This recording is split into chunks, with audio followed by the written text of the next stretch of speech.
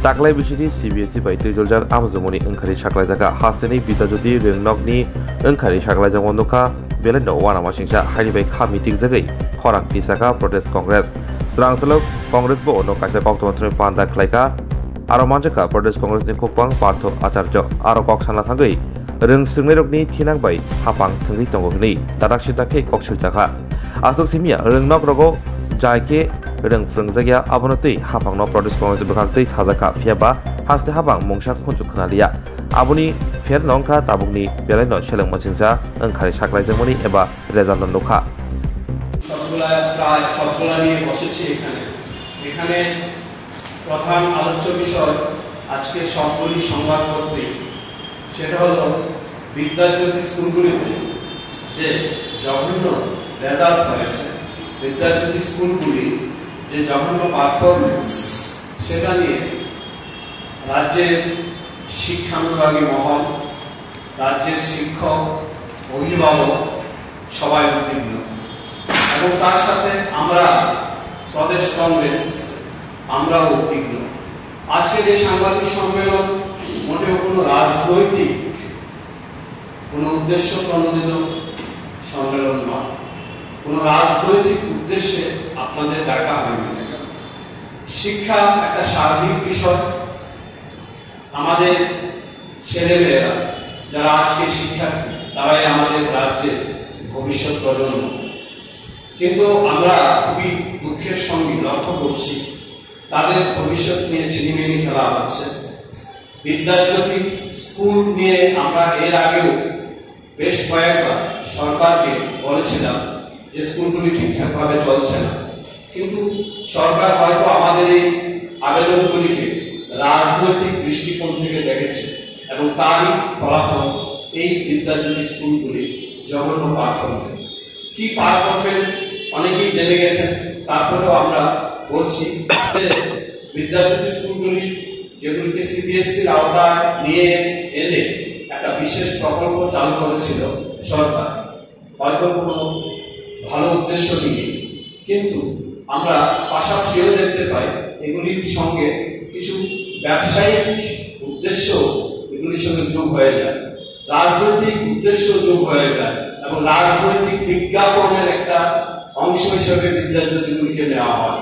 সবকিছুই করা হয় আসল যে কাজটি করা সেটা হলো সেই শিক্ষার্থীগুলিকে পড়াশোনা করানো এবং তাদের জীবন গড়ে দেওয়া সেই কাজটাই করা হয় করা যে হয়নি তার প্রধান যে প্রমাণ সেটা আমরা গতকালকে পেয়েছি গতকালকে সিবিএসসি রেজাল্ট দিয়েছে বিদ্যাজ্যোতি স্কুলগুলি ফলাফল খুবই হতাশাজনক আজকে সমস্ত পত্রিকাগুলিতে সেই হতাশাজনক রেজাল্ট উঠেছে আমরা দেখেছি 100 জনের মধ্যে 40 জন ছাত্রছাত্রী গড়ে ফেল করেছে যেখানে বিদ্যাজ্যোতি স্কুলগুলিকে এই প্রকল্পের আওতাধীন করা হয়েছিল গার্জিয়ানদের বলা হয়েছিল একটা ছোট্ট টাকা দেওয়ার জন্য টাকার বিনিময়ে গরিব অংশের রাজ্যের যারা গার্জিয়ান তারাও তাদের ছেলেমেয়েরা উন্নত মানের শিক্ষা পাবে যেরকম উন্নত মানের শিক্ষা অভিজাত প্রাইভেট স্কুলগুলি দেয় সেরকম শিক্ষা দেবে এই প্রতিশ্রুতি দিয়ে আমাদের রাজ্যের অভিভাবকদের সাধারণ ধরে অভিভাবকদের কাছ থেকে টাকা আদায় করা হয় এবং এই টাকা আদায় করাটা যে রাইট টু এডুকেশনের এগেইনস্টে যাওয়া সেটা আপনারা সবাই জানেন কারণ রাইট টু এডুকেশন বিল যেটা পাস হয়েছিল 2009 সেখানে স্পষ্টই বলা হয়েছিল 1 থেকে 14 বছর বয়স্ক ছেলেমেয়েরা ফ্রি এডুকেশন পাবে কিন্তু সেই সংবিধানের সেই আইনকে বৃদ্ধাঙ্গুল দেখিয়ে গার্জিয়ানদের কাছ থেকে চাঁদা তুলে এই প্রকল্প চালু করে এবং গার্জিয়ানরা মেনে নেয় ভাবে প্রাইভেট স্কুলে পড়াতে অনেক টাকা লাগবে না হয় কিছু টাকা দিলাম আমরা উন্নত মানের শিক্ষা পাবো কি সেই উন্নত মানের শিক্ষা বলা হয় সিবিএসসি চালু করা হবে এবং এনসিইআরটি প্রবর্তিত যে গাইডলাইনস গুলো যেখানে এক্সট্রা কারিকুলার অ্যাক্টিভিটিজ এর উপর জোর দেওয়া হয় যেখানে 30:1 বা 25:1 অনুপাতে ছাত্র শিক্ষক প্রতিটি ক্লাসরুমে থাকে যেখানে পর্যাপ্ত শিক্ষক থাকে এরকম সিস্টেমে সিবিএসসির আওতায় ইংরেজি মাধ্যমে পড়ানো হবে এবং সাধারণ দলের ছেলেমেয়েরা একটা ছোট অঙ্কের টাকা দিয়ে পড়াশোনা করে তারা অনেক বড় রেজাল্ট করবে। মোটেও বড় রেজাল্ট করে এমন বহু স্কুল আছে যেখানে মোট ছাত্রের মধ্যে ফেলের সংখ্যা বেশি, এবং খুবই দুঃখের সঙ্গে বলতে হচ্ছে এই স্কুলগুলো প্রত্যন্ত এলাকায়। আমরা পত্রপত্রিকায় যেটা দেখছি, আচার্য প্রফুল্লচন্দ্র রায় স্কুলে মোট 58 জন পরীক্ষার্থী ছিল 12-এ, 45 জন ফেল করেছে, পাস করেছে মাত্র 13 জন। গন্ডাছড়া দ্বাদশ শ্রেণী প্রত্যন্ত এলাকার অবস্থা খুবই খারাপ। আমরা বারবারই বলছি, আবারও বলছি, আমাদের এই সার্বিক শিক্ষা উন্নয়নের আবেদনকে সরকার রাজনৈতিক দৃষ্টিভঙ্গি দিয়ে দেখছে। আমাদের আবেদনকেও হয়তো রাজনৈতিক আবেদন মনে করছে, আর তারই ফলশ্রুতিতে এডিসি এলাকাগুলিতে পড়াশোনার অবস্থা একেবারে তলানিতে ঠেকেছে। এবং তার প্রমাণ গন্ডাছড়া দ্বাদশ শ্রেণী বিদ্যালয়ে এখানে 114 জন পরীক্ষার্থী ছিল ক্লাস 12-এ। 114 জনের মধ্যে বিদ্যাজ্যোতি স্কুল, যেখানে 114-এর মধ্যে 114 জনেরই লেটার মার্কস পেয়ে পাস করার কথা ছিল, সেই জায়গায় 114 জনের মধ্যে 82 জন ফেল করেছে, পাস করেছে মাত্র 32 জন। সে পাশের মধ্যে কতজন ফার্স্ট ডিভিশন, সেকেন্ড ডিভিশন, সেটা আমরা দেখে নেব। আপনারা ডাউনলোড করলেই 125টি স্কুলের যে হতাশাজনক রেজাল্ট সেটা দেখতে পাবেন। আমরা এখানে শুধু কয়েকটা উদাহরণ দিচ্ছি। দেখুন, ভবিনী নিবেদিতা দ্বাদশ শ্রেণী, এই স্কুলে মোট পরীক্ষার্থী ছিল 123 জন, ফেল করেছে 62 জন। মানে পাশের যে ফেলের সংখ্যা বেশি এরকম স্কুল অনেক। একইভাবে গরুগাঁও দ্বাদশ শ্রেণী বিদ্যালয়, আরেকটি বিদ্যাজ্যোতি স্কুল, 79 জনের মধ্যে ফেল করেছে 47, পাস মাত্র 32। রৈশাবাড়ি ইংরেজি মাধ্যম স্কুল, 88 জন ছেলে মেয়ের মধ্যে ফেল করেছে 61 জন। মনুবরপুর উচ্চ মাধ্যমিক বিদ্যালয়, 61 জন শিক্ষা পরীক্ষার্থীর মধ্যে ফেল করেছে 37 জন, পাস করেছে মাত্র 24 জন। পাশের চেয়ে ফেলের সংখ্যা বেশি।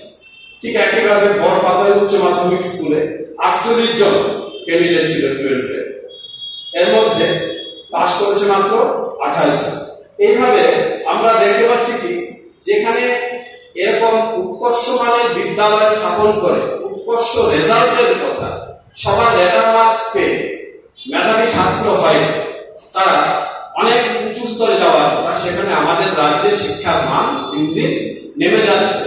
এবং বিদ্যাজ্যোতি প্রকল্প নামে একটা প্রকল্প চালু করে, আমরা বিদ্যাজ্যোতি প্রকল্পের বিরোধী নই, কিন্তু আমরা এই বিদ্যাজ্যোতি প্রকল্পের মাধ্যমে যে একটা ডিভিশন তৈরি করা হচ্ছে সমাজে, এই বিদ্যাজ্যোতি স্কুলে যারা টাকা দিয়ে পড়বে তারা এখানে পড়তে পারবে, যাদের টাকা নেই পড়তে পারবে না। আবার টাকা দিয়ে পড়েও কি লাভ হলো? কোনো লাভই হলো না, কষ্টে, খুবই কষ্টে এই টাকা পয়সা দিয়েও তাদের ছেলে মেয়েরা ফেল করবে। আমাদের এখানে আবেদন থাকবে, আমরা বারবারই বলছি, কোনো রাজনীতি নয় পড়াশোনা নিয়ে, শিক্ষা নিয়ে, শিক্ষা ভবিষ্যৎ। তাই শিক্ষা গড়ে তুলতে হলে আমাদের প্রদেশ কংগ্রেসের এটাই আবেদন থাকবে যে যারা এডুকেশনিস্ট তাদের নিয়ে একটা প্যানেল করে কিভাবে বিদ্যাজ্যোতি প্রকল্পকে সার্বিক করা যায় এবং বিনা পয়সা, রাইট টু এডুকেশন, আপনাকে পয়সা নেওয়ার অধিকার দিচ্ছেন আজকের এই সংবিধান অনুযায়ী। সেই সংবিধান আপনারা যদি পাল্টে ফেলেন কোনোদিন, সেটা অন্য ব্যাপার, বর্তমানে এটা দিচ্ছে না। তাই সবাইকে এবং সার্বিক জনগণের কথা ভাবে, সার্বিক শিক্ষার্থীদের কথা ভাবে বিদ্যাজ্যোতি প্রকল্প সমস্ত স্কুলে চালু করা হোক, উৎকর্ষ মানের হোক, ব্যবসায়িক দৃষ্টিভঙ্গি এটা দূর করা হোক। যে শিক্ষামন্ত্রী আমলে এটা শুরু হয়েছিল, সেই শিক্ষামন্ত্রী আজ মুখ লুকিয়ে আছেন, কোনো কমেন্টস আমরা দেখতে পাচ্ছি না। বর্তমানে যিনি শিক্ষামন্ত্রী, তিনি মুখ্যমন্ত্রীও, তারও এ বিষয়ে কোনো কমেন্টস দেখতে পাচ্ছি না। আমরা প্রাক্তন শিক্ষামন্ত্রীর সময়ে এই বিদ্যাজ্যোতি নিয়ে কিছু কিছু ব্যবসায়িক অভিযোগ, কিছু কিছু অর্থনৈতিক অভিযোগ পেয়েছিলাম, সেটারও কোনো উত্তর পাইনি। আমরা বারবার বর্তমান শিক্ষামন্ত্রী যিনি মুখ্যমন্ত্রী, ওনার কাছেও আবেদন জানিয়েছি, কিন্তু আজকের এই রেজাল্ট বলছে তিনি এই বিষয়টি নিয়ে, অর্থাৎ শিক্ষা নিয়ে সম্পূর্ণ উদাসীন। এবং পাশাপাশি যে কথাটি সে বলে আমি শেষ করব, সেটা হলো পাহাড়ে এডিসি এলাকা শিক্ষার অবস্থা খুবই খারাপ। আমি ইতিমধ্যে কয়েকটা বিদ্যালয়ে রেজাল্ট করেছি, আর সাধারণ বিদ্যালয়গুলি যেগুলি ত্রিপুরা মধ্যশিক্ষা পর্ষদের আন্ডারে, সেটার অবস্থা আরো খারাপ। আপনারা জানেন, পত্রিকা আসছে, সেগুলির দিকে আমাদের রাজ্যের যে শাসক দল বা এডিসিতে যারা শাসক দল, তারা সবাই উদাসীন। তারা বিভিন্ন রাজনীতি নিয়ে ব্যস্ত, অথচ ছেলে মেয়েদের জীবন পলায়নে চলে যাচ্ছে। এবং ড্রপ আউটে ত্রিপুরা রাজ্য 1 নম্বর, এর চেয়ে বড় লজ্জার কিছু হতে পারে না। এই সমস্ত সমস্যা অতি দ্রুত, যত দ্রুত সম্ভব দূর করো, এবং এই যে ছেলে মেয়েগুলি ভবিষ্যৎ কি হবে সেটা উত্তর দিতে আমি আজকে রাজ্য সরকারের কাছে আবেদন জানাচ্ছি। পাশাপাশি ত্রিপুরা মধ্যশিক্ষা পর্ষদকে যে অচল করে রাখা হয়েছে, কেন রাখা হয়েছে তার কোনো সদুত্তর নেই। আমরা সারা ভারতবর্ষের যে শিক্ষা ব্যবস্থার কথা আমরা জানি, যত তাদের কাছ থেকে জেনে নিতে পারে যে সিবিএসসি চালু করতে হবে, ভালো পড়াশোনা করতে হবে, এরকম কোনো কথা নেই। প্রায় প্রতিটি রাজ্যে নিজস্ব বোর্ড রয়েছে, নিজস্ব বোর্ড ওই রাজ্যের আঙ্গিকের অবস্থা দেখে বাংলা মাধ্যমে ভালোভাবে পড়াশোনা করানো যেতে পারে, ইংরেজি মাধ্যমে পড়াতে হবে, সিবিএসসি চালু করতে হবে, এরকম কোনো কথা নেই। বিদ্যাজ্যোতি প্রকল্প বা যে কোনো প্রকল্প এই সিস্টেমে চালু করে রাজ্যের শিক্ষা ব্যবস্থা যেভাবে গঙ্গা প্রাপ্তি ঘটতে চলেছে, তা যেন সরকার অবিলম্বে রোধ করার চেষ্টা করে, এই আবেদন রেখে, এবং আমরা সরকারের প্রতিটি পজিটিভ স্টেপ যেগুলি শিক্ষার উন্নয়নের জন্য সরকারের পাশে থাকবো, শিক্ষা নিয়ে কোনো রাজনীতি নয়, এই কথা দিয়ে আজকে সাংবাদিক সম্মেলন শেষ করছি। ধন্যবাদ।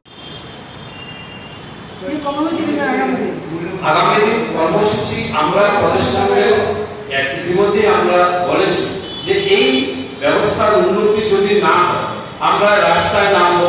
আমরা আপাতত আবেদন রাখলাম রাজ্যের যারা এডুকেশনিস্ট আছে তাদের দিয়ে শিক্ষা ব্যবস্থাতে একেবারে তলানিতে থেকে গেছে, গঙ্গা প্রাপ্তি ঘটতে চলেছে, তাকে বাঁচাতে আপনারা ব্যবস্থা নিন, নতুবা আমরা রাস্তায় নামবো। আর আপনারা যদি ব্যবস্থা নেওয়ার জন্য আমাদের ডাকেন বা দল মত এগুলির ঊর্ধ্বে উঠে শিক্ষাকে বাঁচাতে, কারণ শিক্ষা বাঁচবেই রাজ্যটা বাঁচবে, সেটা যদি আপনারা করেন আমরা অবশ্যই সঙ্গ দেবো, আর যদি না করেন আমরা রাস্তায় নামবো।